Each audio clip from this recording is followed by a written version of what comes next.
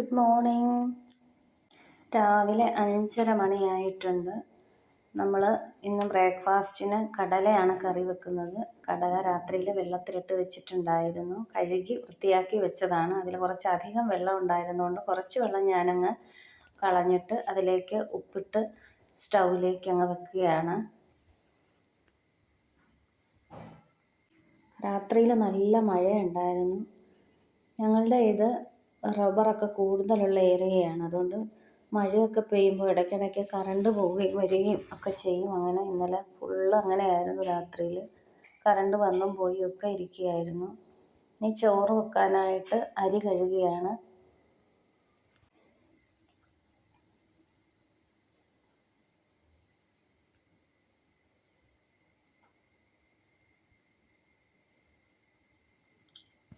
അരി കഴുകി അതുകൂടെ സ്റ്റൗവിലേക്ക് വെച്ച് കൊടുക്കുകയാണ്. കുക്കറിൻ്റെ വാഷർ എപ്പോഴും ഞാൻ ഫ്രിഡ്ജിലാണ് സൂക്ഷിക്കാറുള്ളത്.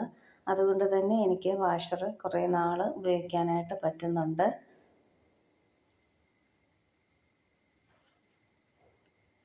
ഇനി നമ്മൾ വെയിറ്റ് ഇപ്പോൾ ഇട്ട് കൊടുക്കുന്നില്ല. വെയിറ്റ് ആവി വന്നതിന് ശേഷം മാത്രമേ ഇട്ട് കൊടുക്കുന്നുള്ളൂ.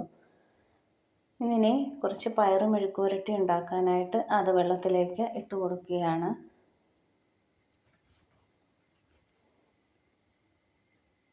ഇന്ന് കുറച്ച് മഞ്ഞൾപ്പൊടിയാണ് ഇട്ട് കൊടുക്കുന്നത്. മഞ്ഞൾപ്പൊടിയും കൂട്ടത്തിൽ കുറച്ച് ഉപ്പ് കൂടി ചേർത്ത് കൊടുക്കുന്നുണ്ട്. ചില ദിവസം അങ്ങനെയാണ് ചെയ്യാറുള്ളത്. മഞ്ഞൾപ്പൊടിയോ ഉപ്പോ പുളിരസമുള്ള എന്ത് സാധനം വേണമെങ്കിലും ഒക്കെ ഇതിലേക്ക് ചേർക്കാവുന്നതാണ്. ഇനി ദോശയാണ് ഉണ്ടാക്കുന്നത്. ദോശ ഉണ്ടാക്കാനായിട്ട് മാവിലേക്ക് ഉപ്പൊക്കെ ചേർത്ത് കൊടുക്കുകയാണ്. ഉപ്പും സോഡാപ്പൊടിയും ഒക്കെ ചേർത്തിട്ട് ഒന്ന് നന്നായിട്ട് ഇളക്കി കൊടുക്കുകയാണ്.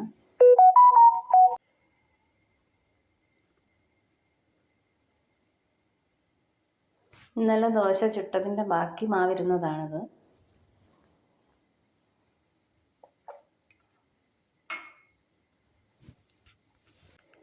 കടലക്കറിക്ക് ആവശ്യമുള്ള സവാള അരിഞ്ഞെടുക്കുകയാണ്.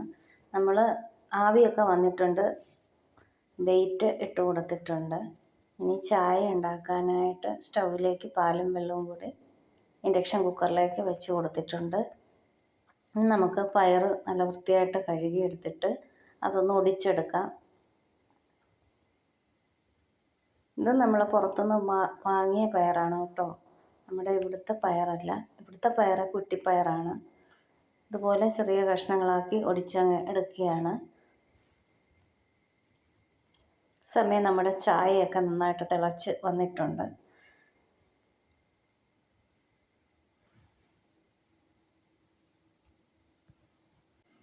കടലയ്ക്ക് വിസിൽ വന്നിട്ടുണ്ട്. നമ്മൾ ഫ്ലെയിം അങ്ങ് സിമ്മിലാക്കി കൊടുക്കുകയാണ്. കടലക്കറിയൊക്കെ വെന്തിട്ടുണ്ട്. കടല വെന്തിട്ടുണ്ട്. ഇനി നമ്മൾ കടലക്കറി ഉണ്ടാക്കാനായിട്ട് ഉള്ളിയൊക്കെ വഴറ്റാനായിട്ട് ഒരു പാൻ സ്റ്റൗവിലേക്ക് വെച്ച് കൊടുത്തിട്ടുണ്ട്. അതിലേക്ക് ആവശ്യത്തിന് വെളിച്ചെണ്ണ ഒഴിച്ചു കൊടുക്കുന്നുണ്ട്.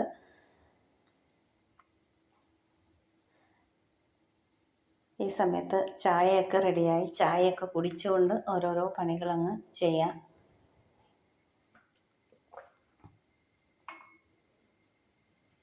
വെളിച്ചെണ്ണ ചൂടായപ്പോൾ അതിലേക്ക് സവാള ഇട്ട് കൊടുക്കുന്നുണ്ട്. ഒരു സവാള ഞാൻ എടുത്തിട്ടുണ്ട്. കുറച്ച് കടല മാത്രമേ ഉണ്ടാക്കുന്നുള്ളൂ. ഈ സവാള പെട്ടെന്നൊന്ന് വഴന്ന് കിട്ടുന്നതിന് വേണ്ടിയിട്ട് അതിലേക്ക് ഉപ്പുപൊടി ചേർത്ത് കൊടുക്കുകയാണ്. പിന്നെ ഒരു കറിവേപ്പില കൂടി അതിലേക്ക് ഇട്ട് കൊടുക്കുന്നുണ്ട്.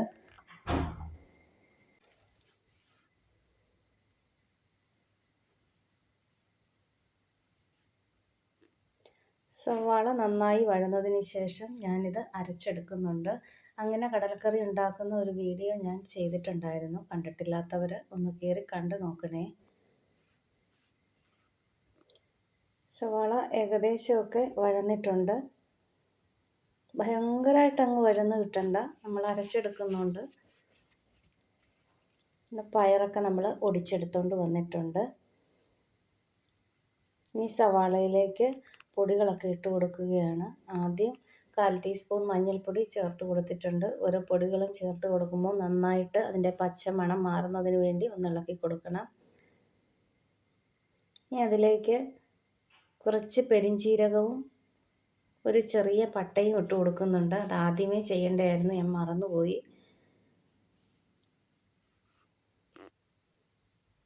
നമ്മുടെ പയറ് മെഴുക്ക് പുരട്ടി ഉണ്ടാക്കാനായിട്ട് അതിലേക്ക് സവാള കൂടി ചേർത്ത് കൊടുക്കുന്നുണ്ട്.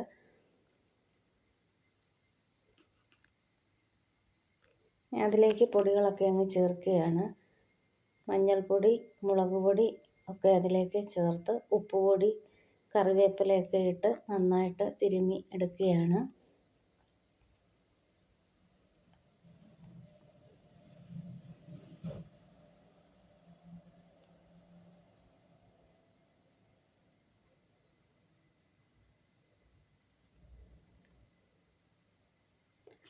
കടലക്കറിക്കുള്ള സവാളയിലേക്ക് 1 ടീസ്പൂൺ മല്ലിപ്പൊടി ചേർത്ത് കൊടുത്തിട്ടുണ്ട്. 1 ടീസ്പൂൺ മുളക് പൊടി ചേർത്ത് കൊടുത്തിട്ടുണ്ട്. ഇനി ഇതെല്ലാം നന്നായിട്ട് ഒന്ന് ഇളക്കി പച്ചമണം മാറിയതിന് ശേഷം നമ്മൾ സ്റ്റൗ അങ്ങ് ഓഫ് ചെയ്യും. നന്നായിട്ട് തണുത്ത് വന്നതിന് ശേഷം നമുക്ക് അരച്ചെടുക്കണം. നല്ല കൊഴുകൊഴുത്ത കടലക്കറി കിട്ടും. നമ്മൾ സവാള വെച്ച ആ ബർണറിൽ തന്നെ നമ്മൾ പയർ മെഴുക്ക് പുരട്ടിക്ക് വെച്ചിട്ടുണ്ട്. നമ്മുടെ കടല നല്ലതായിട്ട് വെന്തിട്ടുണ്ട്. സവാളയും അരപ്പുമൊക്കെ നമ്മൾ അരച്ചെടുത്ത് വന്നിട്ടുണ്ട്. ഇനി നമ്മൾ കടലക്കറി ഉണ്ടാക്കാനായിട്ട് പാൻ സ്റ്റൗവിലേക്ക് വെച്ച് വെളിച്ചെണ്ണ ഒഴിച്ച് കൊടുക്കുകയാണ്. ഇനിയാണ് നമ്മൾ കടുകിട്ട് കൊടുക്കുന്നത്. മുൻപ് നമ്മൾ കടുകിട്ട് കൊടുത്തിട്ടില്ല. 1 ടീസ്പൂൺ കടുക് കൂടി ഇട്ട് കൊടുത്തതിന് ശേഷം അതിലേക്ക് നമ്മൾ പിന്നെ ചേർക്കുന്നത് കറിവേപ്പിലയാണ്. ഇടയ്ക്ക് നമ്മൾ പയറ് കൂടി ഒന്ന് ശ്രദ്ധിക്കുന്നുണ്ട്, ഇല്ലെങ്കിൽ പയറ് കരിഞ്ഞു പോകാതെ ഇടയ്ക്കൊന്ന് ഇളക്കി കൊടുക്കുകയാണ്.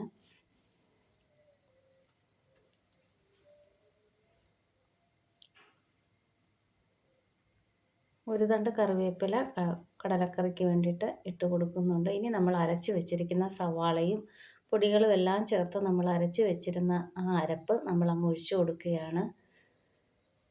കുറച്ച് വെള്ളം കൂടെ നമ്മൾ മിക്സിയുടെ ജാറ് കഴുകി ഒഴിച്ചു കൊടുക്കുന്നുണ്ട്.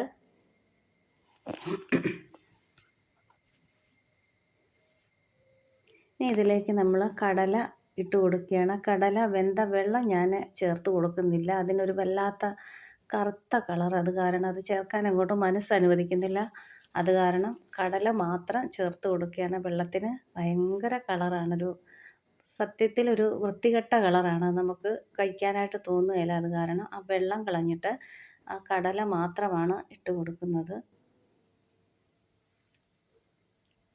സമയത്ത് ആവശ്യത്തിന് ഉപ്പൊക്കെ ഉണ്ടെങ്കിൽ വേണമെന്ന് നോക്കിയിട്ട് നമുക്ക് ചേർത്ത് കൊടുക്കാം.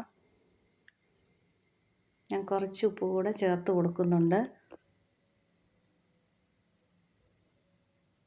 ഒന്ന് തിളച്ച് കഴിയുമ്പോൾ നമുക്ക് കടലക്കറി സ്റ്റൗവിൽ നിന്ന് മാറ്റാം. ഒന്ന് അടച്ച് വെച്ച് കൊടുക്കുന്നുണ്ട്, പെട്ടെന്ന് തിളച്ച് കിട്ടാൻ വേണ്ടിയിട്ട്.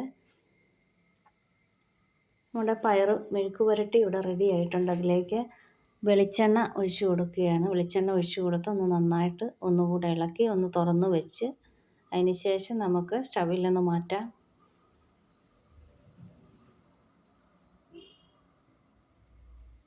നമ്മുടെ കടലക്കറിയൊക്കെ ഈ സമയം കൊണ്ട് തിളച്ച് വന്നിട്ടുണ്ട്. നമുക്ക് കടലക്കറി സ്റ്റൗവിൽ നിന്ന് മാറ്റാം. ദോശ ചുടാനായിട്ട് പാൻ സ്റ്റൗവിലേക്ക് വെച്ച് കൊടുക്കുന്നുണ്ട്. മോന് ട്യൂഷനുണ്ട്. അവൻ രാവിലെ വന്നിട്ട് ബ്രേക്ക്ഫാസ്റ്റ് ചോദിക്കുന്നുണ്ട്. അപ്പോൾ അവന് രാവിലെ ദോശ ഇട്ട് കൊടുക്കുകയാണ്. ഞാൻ ദോശ ചുടുമ്പോൾ അധികം പരത്താറില്ല, ഇത്രയേ പരത്താറുള്ളൂ. നെയ് റോസ്റ്റോ മസാല ദോശയോ അങ്ങനെയൊക്കെ ഉണ്ടാക്കുമ്പോൾ മാത്രമേ പരത്താറുള്ളൂ ഒരുപാട്. ഇങ്ങനെയാണ് ഇവിടെ എല്ലാവർക്കും ഇഷ്ടം, അതുകൊണ്ട് കൂടിയാണ് ഇങ്ങനെ ഉണ്ടാക്കുന്നത്. എനിക്കും ഇതാണ് ഇഷ്ടം.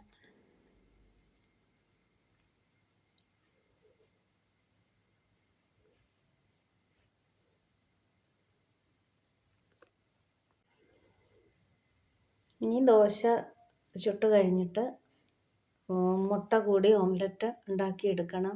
നമ്മുടെ പയറ് മെഴുക്ക് പുരട്ടിയൊക്കെ ഫൈനായിട്ട് വെന്ത് കിട്ടിയിട്ടുണ്ട്, നല്ല റെഡി ആയിട്ടുണ്ട്. നമ്മൾ പയറ് മെഴുക്ക് പുരട്ടിയൊക്കെ സ്റ്റവിൽ നിന്നങ്ങ് മാറ്റി വെക്കാനായിട്ട് പോവുകയാണ്.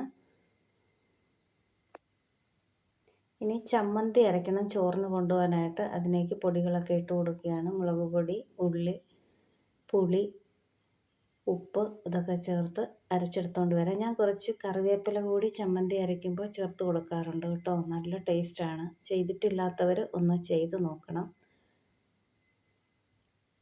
നമ്മുടെ പയറ് മെഴുക്ക് പുരട്ടിയൊക്കെ സ്റ്റവിൽ നിന്ന് മാറ്റിയിട്ടുണ്ട്. നമ്മൾ ചോറ് വാർക്കാനായിട്ട് പോവുകയാണ്.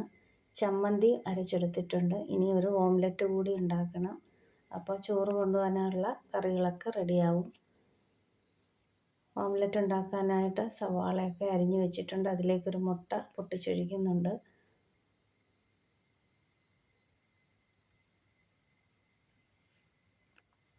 ദോശ ചുട്ട ആ പാനിൽ തന്നെ ഞാനങ്ങ് മുട്ട പൊരിച്ചെടുക്കുകയാണ്. അതിലേക്ക് വെളിച്ചെണ്ണ തൂവി കൊടുക്കുന്നുണ്ട്.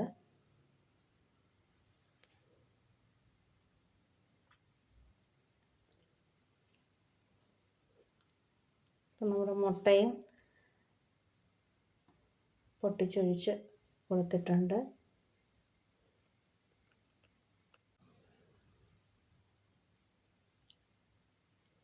ഇനി നമ്മൾ ചോറിടുകയാണ്.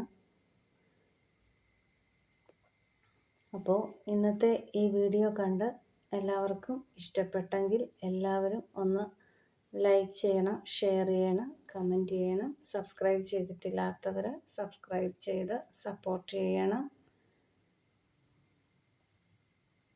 നിങ്ങളുടെ ഫീഡ്ബാക്കുകൾ കമൻറ്റുകൾ വഴി അറിയിക്കണം.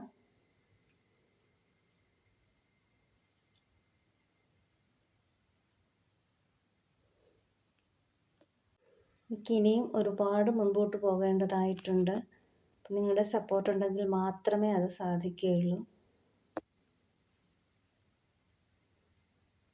അപ്പോൾ ഉച്ചയ്ക്ക് കൊണ്ടുപോകാനുള്ള ചോറൊക്കെ പാത്രത്തിലേക്ക് ഇട്ട് കൊടുത്ത് അടച്ചു വെക്കുകയാണ്. അടുത്ത നല്ലൊരു വീഡിയോയുമായി കാണാം. Thank you.